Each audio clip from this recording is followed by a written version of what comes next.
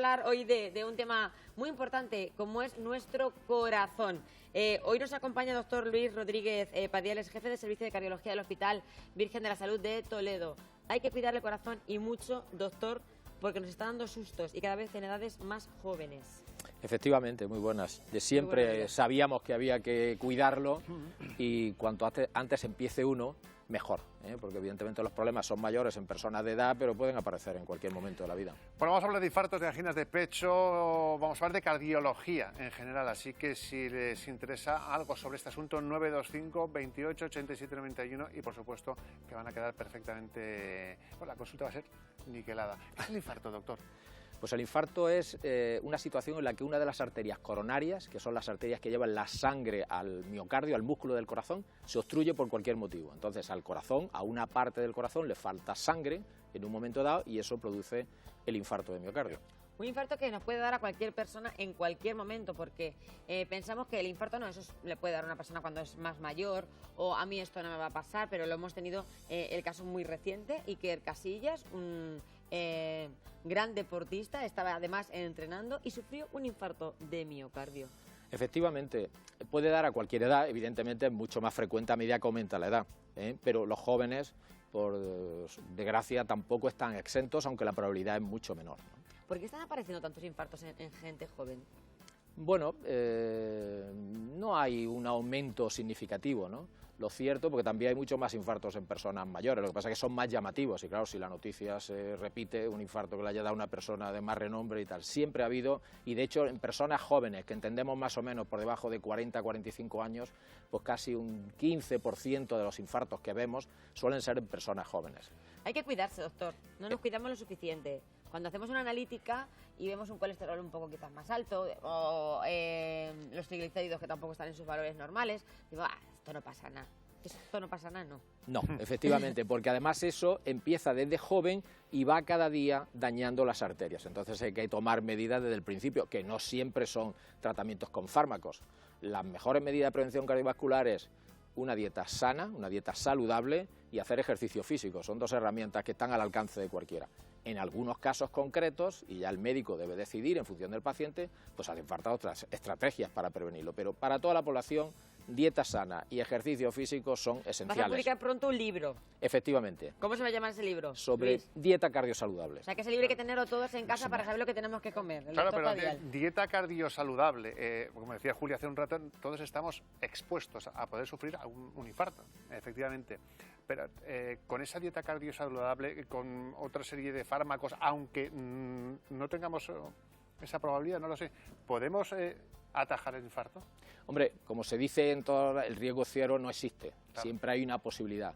Nosotros hemos aprendido que hay una serie de factores que incrementan la probabilidad de tener enfermedad coronaria, el tabaco, el colesterol alto, la diabetes, la hipertensión arterial, la falta de ejercicio, y hemos visto que controlando esos factores disminuimos el riesgo, pero un riesgo siempre queda, o sea que es imposible controlarlo todo, pero no es lo mismo tener un infarto a los 40 que a lo mejor tenerlo a los 80. Lo que está claro, doctor, es que al final también es muy importante el factor tiempo, es decir, que cuando notamos los síntomas de un infarto, que vamos a recordar, cuanto antes se actúe muchísimo mejor. Eso fue quizás lo que salvó la vida también a Iker Casillas, la inmediatez en la actuación. Efectivamente, nosotros aquí en Castilla-La Mancha, al igual que en otras comunidades, pero aquí hay que destacarlo, pues hay unos servicios de emergencia muy eficaces. Entonces, si uno tiene el síntoma fundamental es un dolor en el pecho de mayor o menor intensidad, pues debe consultar con su médico si lo tiene próximo y si no, llamar al 112 que te va a orientar, porque cuanto antes se actúe, lo que le pasó a Iker Casillas,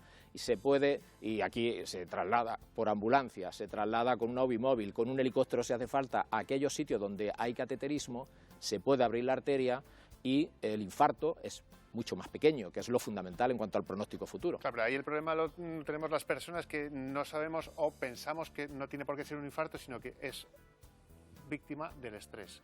Entonces, ¿cuándo diferenciamos? Porque es muy complicado realmente decir esto es un infarto o esto es cualquier otra cosa. Hombre, eso es difícil incluso para nosotros. Hay una serie de características del dolor que nos orientan, pero también hay unos dolores que son atípicos.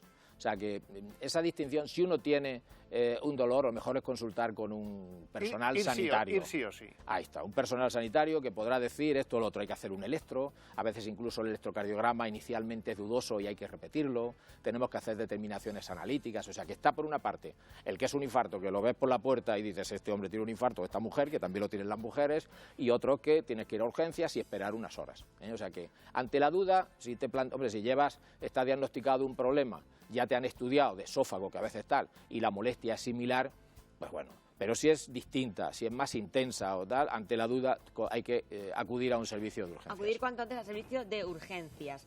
¿Qué pasa una vez que nos ha dado el infarto? Porque muchas veces yo he escuchado estas palabras, no sé ustedes, que han dicho, pues a mí yo tenía varios infartos. Hay gente que dice que le anda como pequeños microinfartos, han sido muy pequeños y a lo mejor ni se han enterado. Efectivamente, ¿Eso también puede pasar, sí, doctor? y de hecho hay infartos que nosotros llamamos silentes. Eso se ha visto en situaciones en las que trabajadores se van haciendo reconocimientos cada X años, 2 o 3 años, se hacen electros y de pronto descubre que ha aparecido un infarto que lógicamente no se había visto antes porque no estaba. Vas y le pregunta al paciente y en algún caso no ha notado nada y en otro pues a lo mejor malinterpretó unos síntomas, tuvo una mala digestión, un día que me noté no sé cuánto y eso pudo haber sido el infarto. O sea que eso hay hasta un 20% de infartos y es más frecuente en los pacientes diabéticos. En los pacientes diabéticos. Una curiosidad, ¿cuál es la diferencia? Porque ahora estamos diciendo, si nota usted el dolor, acuda rápidamente. Pero ¿cuál es la diferencia entre ese infarto que aguanta un poquito y el fulminante? Pues eso tampoco lo sabemos. Me explico. Hay pacientes que tienen un infarto que se ocluye la arteria súbitamente.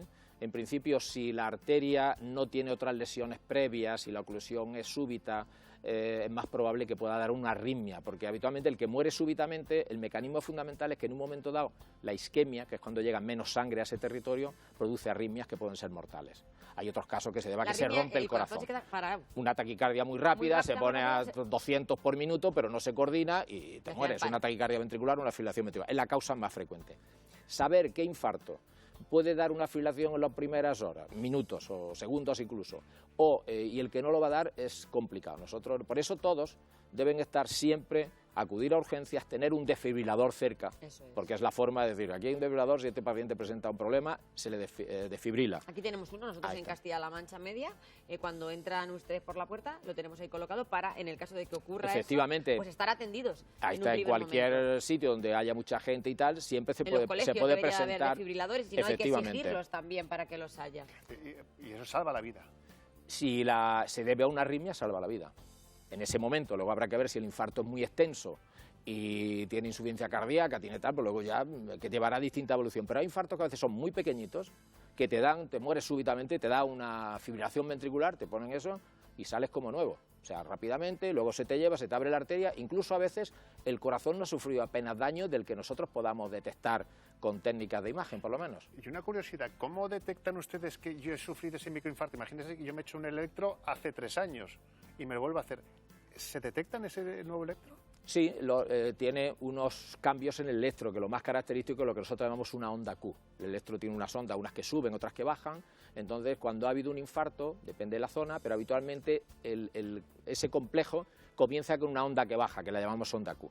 A veces los infartos son tan pequeños que incluso la Q en un porcentaje desaparece o es mínima, porque hay Q normales y cuesta trabajo. Ahí tenemos otras técnicas como puede ser el eco, que podemos ver que una zona se mueve menos, y a veces incluso la resonancia, una resonancia cardíaca, donde ha habido un infarto, hay una zona de fibrosis y nosotros podemos localizar que en ese corazón ha habido una zona de fibrosis que por la localización ha podido ser un infarto, porque hay otras patologías, una miocarditis y tal, que también puede dar esa zona de fibrosis. Exactamente. Y Luis, o sea, que pruebas, el tratamiento real, porque luego escuchamos hablar de, me han hecho un cateterismo, tengo un stent, no, yo tengo 3 bypass. Entonces tenemos un poco de lío, yo creo, cuando nos sometemos a un tratamiento que tiene que ver con el corazón. Cuando nos da el infarto, ¿cómo se actúa? Pues cuando se da el infarto, lo primero es eso, acudir a un servicio de urgencias, trasladarlo a un hospital donde haya unidad de hemodinámica que pueda hacer un cateterismo y abrir la arteria, lo que se llama la angioplastia primaria. En la inmensa mayoría de los casos se observa una lesión obstructiva que se abre, se dilata con un balón y se pone un muelle, el stent. En otros casos, además de esa lesión, hay otros vasos que tienen otras lesiones. Pero en principio, en las primeras horas se dilata la arteria que está creando el problema. Luego ya más adelante se pueden poner más stent y tal. Por ejemplo, ahí está. Cuando se pone ese stent, pues el paciente tiene que quedar con un tratamiento, porque claro, el riesgo que hay es que ese stent se trombose y se ocluya. Entonces se pone lo que llamamos nosotros antiagregación, para que las plaquetas no se adhieran, que es una antiagregación potente, por lo menos con 2 antiagregantes potentes, que debe estar durante un periodo, que puede ser, depende del stent, pues puede ser 6 meses o 1 año, que hay cierto riesgo de sangrado, pero mucho mayor el riesgo de la trombosis. Y luego además pues se ponen otros tratamientos, porque hay que actuar ya sobre las causas que dieron eso. Habitualmente hay que bajar el colesterol de una forma importante para que no aparezcan lesiones en las otras arterias y no aparezcan complicaciones, y según cómo haya quedado el corazón, que se contraiga mejor o peor, damos medicaciones para ayudarle al corazón a que se contraiga mejor. O sea que ¿Y en esencia es eso. Que la gente todavía lo sigue haciendo? Voy a tomar una aspirina o Adiro. Si te notas la molestia. Sí, sí, es que bueno, pues no te va a hacer mal porque... Incluso, por ejemplo, los pacientes diabéticos, que algunos la tienen como Bueno, eso hay un cierto debate. Durante un tiempo dábamos en pacientes de riesgo, dábamos la aspirina.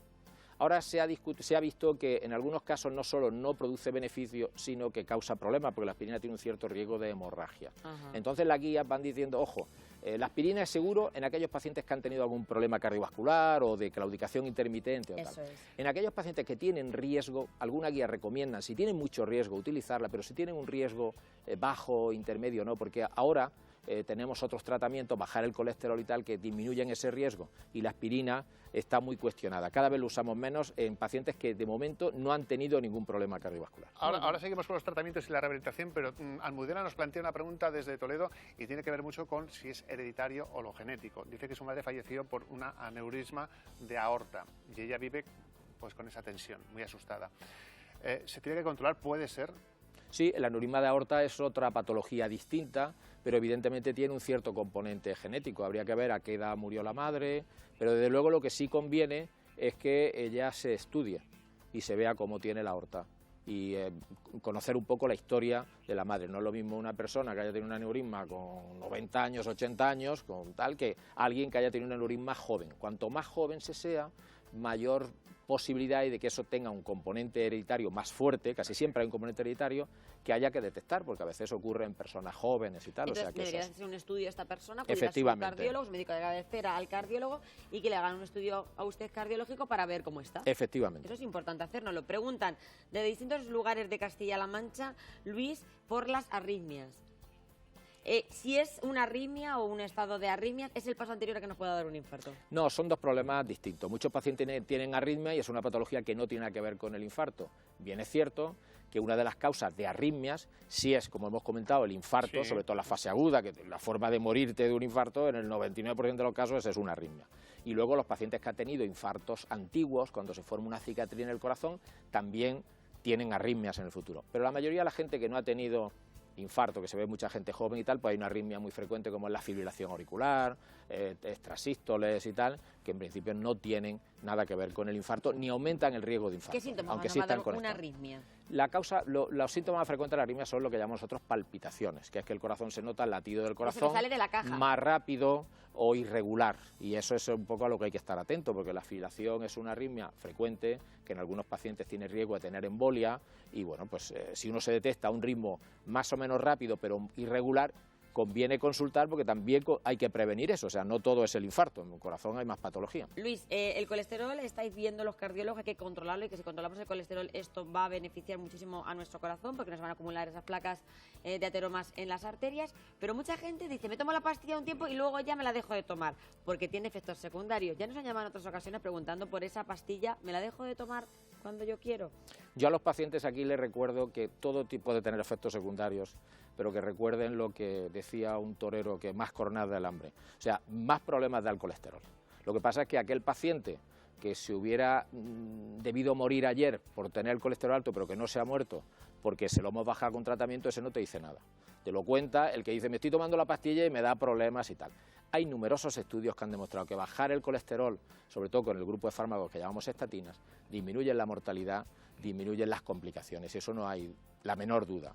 Es un seguro de vida. Ahí está. Y hay que bajar el colesterol y mantenerlo bajo durante el tiempo. De poco sirve bajarlo 15 días, un mes, 2 meses. Hombre, algo hace, pero desde luego no evita la progresión de la estenosis. ¿Que hay algún problema? Que a veces hay.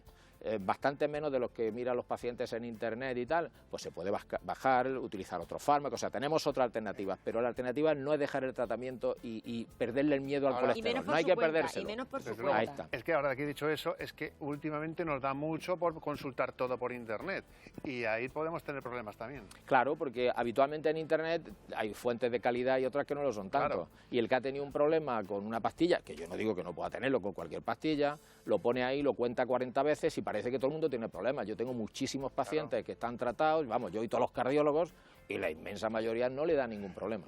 Doctor, una curiosidad, que no sé si es lo mismo, ¿la angina de pecho es lo mismo que el infarto o qué diferencia? Es un primo hermano. Primo hermano, iba a decir yo. Un primo hermano. Es un paso previo hasta Que yo cierto no lo sé punto. diferenciar, ¿eh? La angina lo que ocurre es que en el infarto ya hemos visto que es que se ocluye la arteria, en la inmensa mayoría, rápidamente, en el tipo, porque los infartos ya distinguimos distintos tipos, tal, pero para lo que nos interesa, tal, mientras que en la angina lo que ocurre es que se va estrechando la arteria progresivamente y llega un momento en el que el corazón, cuando uno está en reposo, recibe suficiente sangre, pero si yo me pongo a hacer ejercicio, el corazón late más rápido y necesita más sangre, pero como la arteria está estrecha, no le llega suficiente y lo manifiesta con dolor, que es la angina. ¿Los síntomas son similares entre infarto y En angina? cuanto al tipo de dolor, sí.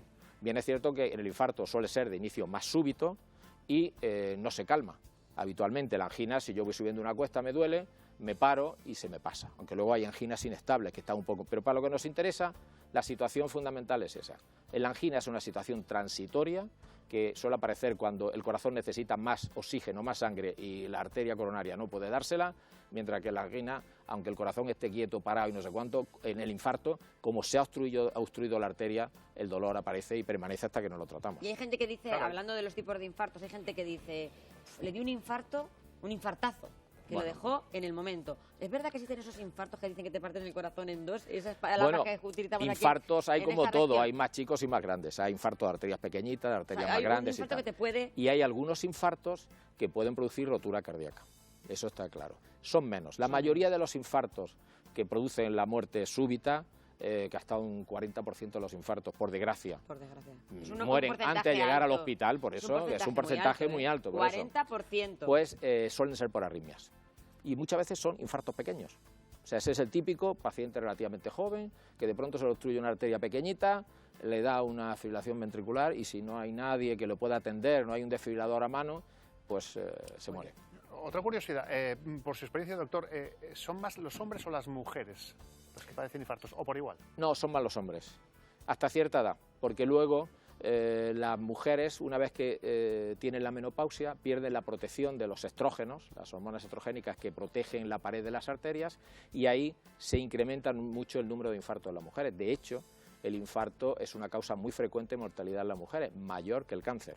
Que está claro que hay que tener mucha sensibilidad con el cáncer, pero a veces le perdemos esa relación. En los jóvenes sensibilidad. es bastante más frecuente en los hombres que en las mujeres, pero a medida que pasa la edad se incrementan las mujeres y prácticamente Claro, es igual. por eso digo yo que a partir de la menopausia, como dice usted, doctor, igual la mujer debería controlarse más esos niveles de Por colesterol, supuesto. etcétera. Por supuesto, Es que por el no, no. colesterol hay que controlarlo siempre, no. es que es uno de los factores de riesgo Porque más importantes. además, con respecto al colesterol, hay, todos sabemos, nivel de colesterol, hay una estrellita, los pacientes dan.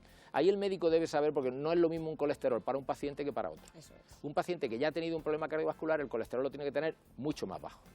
Y habitualmente, la inmensa mayoría de los casos, necesita, además de la dieta, del ejercicio y tal, pastillas. Pastillas. Mientras que una persona sana que no ha tenido ningún problema, sus niveles de colesterol son más altos. O sea, hay que individualizar los niveles de colesterol. Siempre hay que comentar con no lo mismo un diabético, tal, o sea, comentar con el Lo de médico buscar que en internet los decidirá. valores, 220, está todo el mundo igual, no, porque cada uno, dependiendo también de sus Efectivamente, factores y para eso- genéticos y antecedentes, también va a influir. La recuperación del infarto también nos preocupa, doctor. ¿Volvemos a recuperar nuestra vida normal después de un En la infarto? inmensa mayoría de los casos sí, ¿no? Si el infarto es pequeño, sin ninguna limitación, si el infarto es grande y que el corazón queda que bombea un poquito peor o mucho peor, pues entonces la situación puede ser...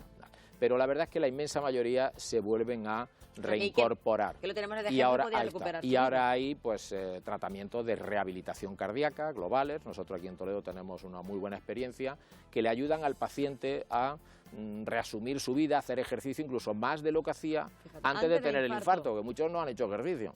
Claro. Y entonces empiezan ahí, ellos se sienten, porque también después del infarto, pues psicológicamente se queda uno tocado. Pues tú ves allí que vienes vas haciendo ejercicio, ves que eres capaz de hacer ejercicio, al final te incorporas a tu vida. ¿Mejor andar que correr mucho. para cuidar el corazón, doctor? Pues depende de la situación, pero habitualmente en la rehabilitación hay que correr y montar en bicicleta. Bicicleta. Uno correrá más o menos según ya se le diga, porque no todos son iguales, depende si tiene una arteria, cómo tiene el ventrículo. Pero un paciente que tiene un infarto puede y debe correr en la inmensa mayoría de los casos. Y seguir haciendo ejercicio. Efectivamente, el problema que tenemos, y estamos buscando estrategias para eso con el doctor Berenguel, que es el que lleva el programa SIMA directamente, es seguir a lo largo de la vida. Porque claro, tú haces el programa, sigue tal, pero ¿qué pasa a lo largo? Tiene que seguir caminando el resto de su vida, porque si lo haces 2 meses, luego lo dejas, hombre, algo has conseguido, pero no como la mucho. pastilla del colesterol. Entonces ahí estamos trabajando con los médicos de atención primaria, con estrategias de vigilancia en telemedicina y tal, para mantener al paciente motivado, de manera que siga obteniendo el beneficio del ejercicio, de la dieta y del control de los factores de riesgo. Doctor Rodríguez Padial, pues ha sido un placer, un como máster, siempre. como Desde siempre. luego Por mi parte también. Que hay que Muchas cuidarse gracias. mucho, y las analíticas, que son muy importantes. Que pronto lo veremos con el libro. Tenemos Bueno. ganas de leerlo. Gracias. Muy bien, a ver si es útil. Doctor.